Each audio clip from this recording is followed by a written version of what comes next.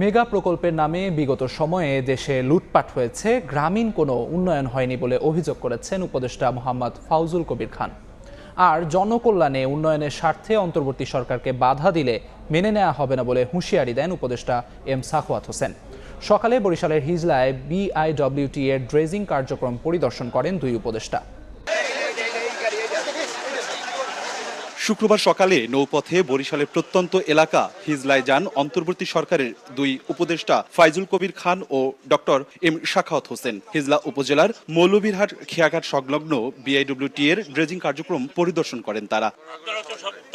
পরে সাংবাদিকদের নানা প্রশ্নের উত্তর দেন তারা। সড়ক পরিবহন ও সেতু মন্ত্রণালয়ের উপদেষ্টা ফাউজুল কবির খান অভিযোগ করেন, সরকারের অর্থ আত্মসাৎ করতেই লোক দেখানো মেগা প্রকল্প করেছে বিগত সরকার। অন্তর্বর্তী সরকার উন্নয়নের ছোঁয়া নিয়ে যেতে চায় গ্রাম পর্যন্ত। গত 15-20 বছর ধরে যে উন্নয়ন হয়েছে সেটা শুধুমাত্র ঢাকা এবং বড় শহরে হয়েছে। মেগা প্রকল্পের নামে নানান রকম সরকারের অর্থ আত্মসাৎ করার জন্য এইসব প্রকল্প।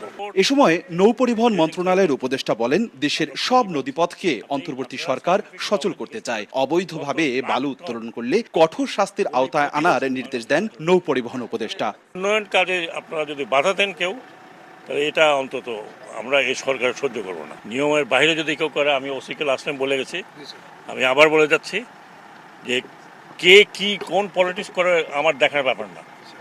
চোরই চোর চোরই।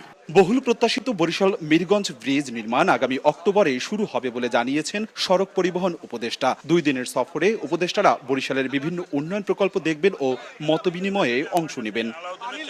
অপূর্ব অপু, সময় সংবাদ, বরিশাল।